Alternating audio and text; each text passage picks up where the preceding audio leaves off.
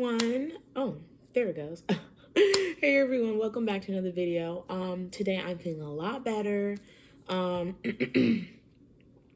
that's life, isn't it? You have one day where you're just a little rocked, and then the next day you're like, all right, time for reset. But today I wanted to share with you guys some thoughts about change as it relates to self-care and self-love, which I think it's so fitting, not only where I am personally, but with the seasons. All the colors are so beautiful. I Summer is my favorite season, but I always appreciate the colors and the vibrant richness of fall. And you know, we can so easily accept change when it comes to, oh my God, there's a gnat in here, when it comes to the weather and other people. But when we find ourselves facing change or wanting to change, I think it's easy for women to feel guilt, uncertainty, and that almost cripples them and prevents them from making positive and empowered change. And I'm here to tell you that that's not right, and we have to always allow ourselves permission to make educated, informed, and positive change. And that can be in any realm of your life, but more specifically with relationship dynamics, your title, your role and responsibilities, and what you want to do. There has been such a shift with the dating culture and what women have been encouraged to reconsider when it comes to picking men, choosing men to have in their lives, to help them raise children that are not their own, live together, have more children together.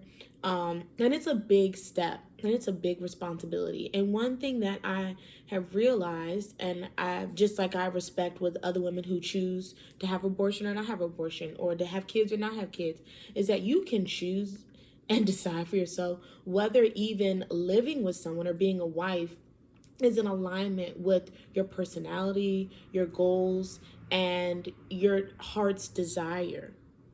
You can try something out and decide, this is not for me, or maybe this particular partner isn't the best fit. You can say, I'd like to date seriously, or I'd like to have a relationship, but I don't need to live with someone.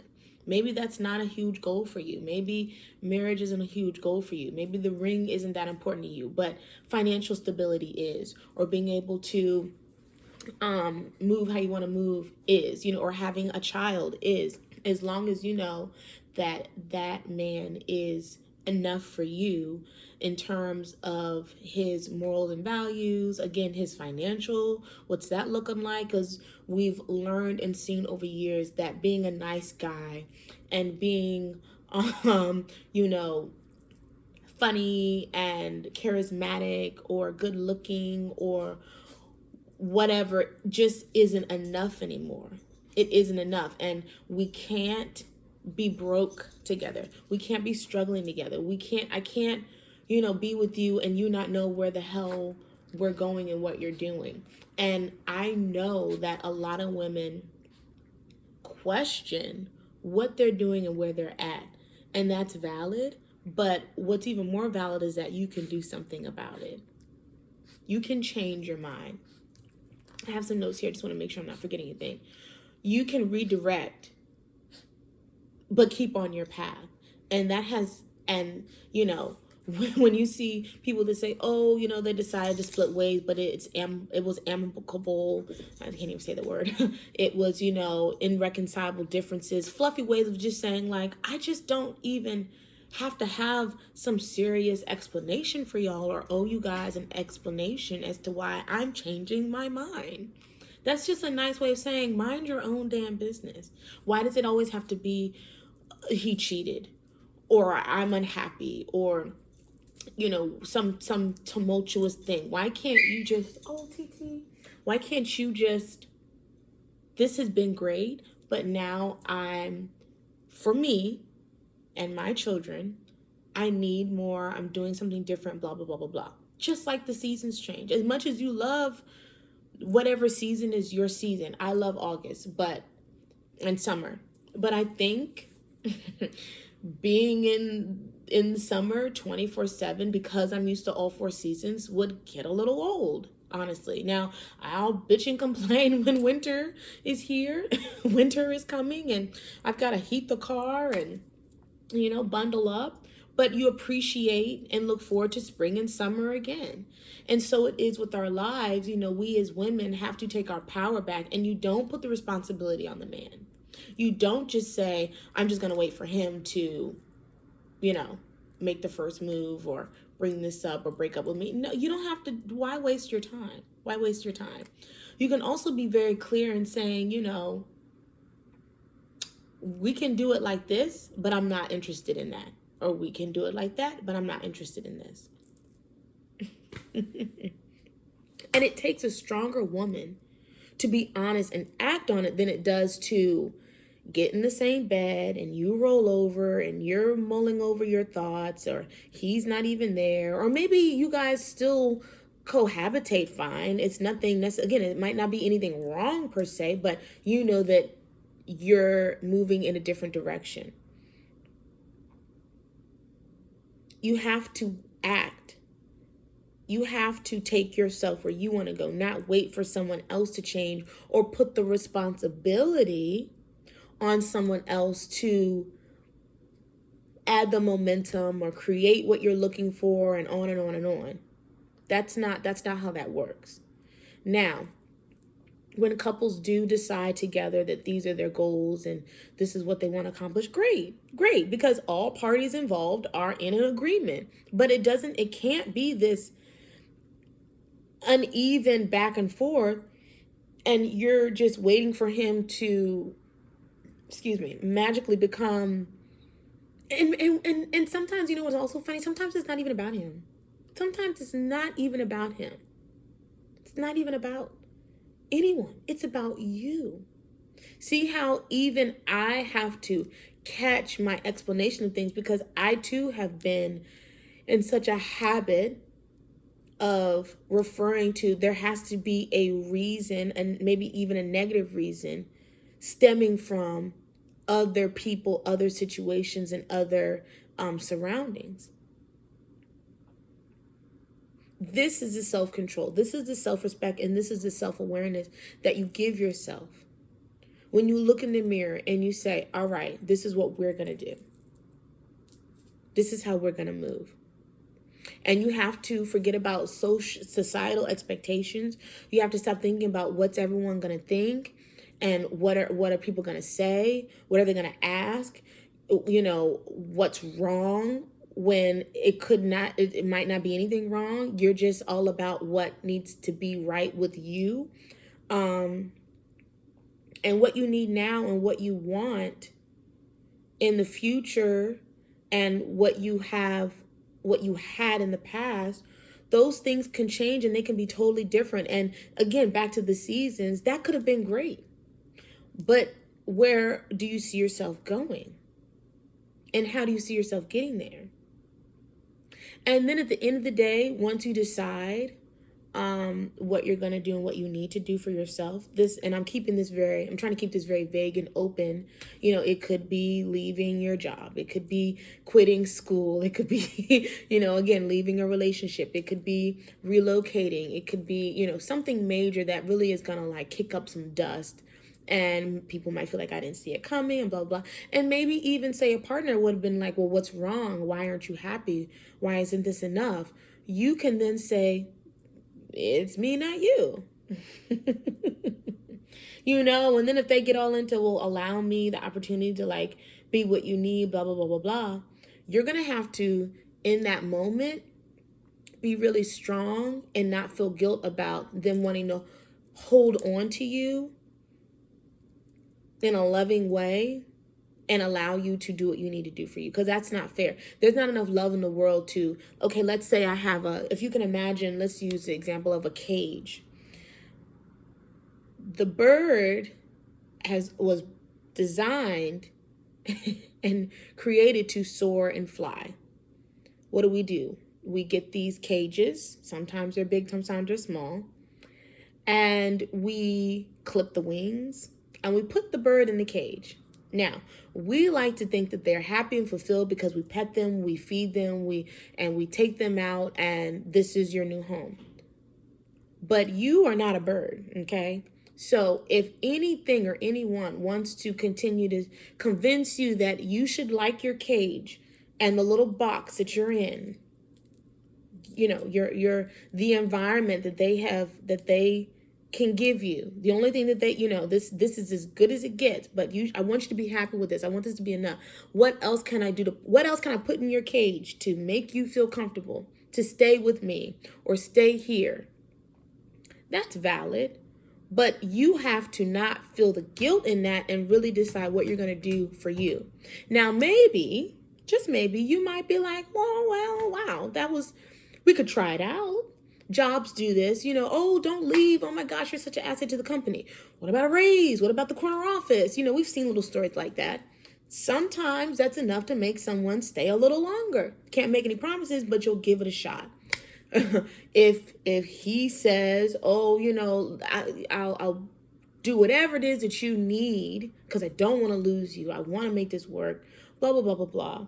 That's what you've been waiting for, maybe. Again, you can try it out. But if not, it's not your responsibility. You don't owe anyone anything, and you can change your mind, and you can take the key of that cage, swing the door open, and try to soar. It might take you a little while, but you're free. You'll figure that out when you get on the other side of that cage. I use that example because you're not meant to be in a box. You're not meant to be in a cage, even if it's a nice cage, even if it's a super cushy, comfortable, beautiful cage. If you've been tired of the cage and you've been longing for whatever is out there beyond where you're at, it is okay for you to change your mind. Pack up whatever you need to pack up. And again, this could be a physical move or a mental shift or whatever. I'm using all these examples. But you prepare your kids, you talk to your children depending on their ages. My girls are 7 and 11. And I have always tried to be an open book and transparent in that I'm your mother, but I'm a woman and I'm an individual and I'm a free spirit. And you guys are along on this crazy ride. I do the best that I can to provide and give you everything you want and need. And then some. We have to do things in order. We have to do things in stages. We have to do things in seasons. You're going to have to rock with me. You're going to have to ride with me. Mommy loves you. And these things happen. These things, but we're always going to be okay. Now, that might seem a little scary, but that's my explanation of things that, okay, well, now what we doing? You see what I'm saying? And you take your children and you change your mind and you redirect or you detour or whatever. But it's not your responsibility to stay in a situation anywhere you don't really want to be and fix it, improve it, work at it, all these other things, because your self-care and your self-love is a full-time job, remember? You're also a mom, remember? You also are managing your money, managing your finances, managing your goals and dreams and desires, and always thinking 3 to 5 years out, if not longer. These are the things that we have to keep in the forefront. And these are the things that I have learned how? By living, by things happening, by me growing as a person. And let me tell you this. There's nothing wrong with knowing who you are and being settled and comfortable, but sometimes no growth can be stagnant. Sometimes no change can make you stagnant, and that's not always good, because when you think of water, if water sits in certain environments, it does what? It gets a little banky.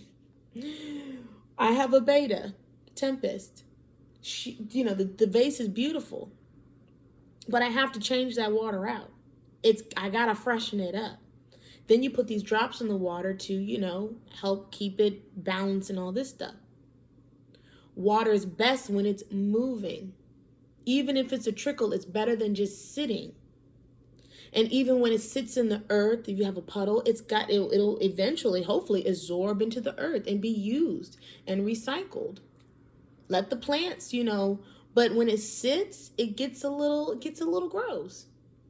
I'm not a big fan of lakes or ponds because they be around them edges. It just be too much. It just be too much. I need some kind of source of it needs to be, freshen it up a little bit. And so it is in your life.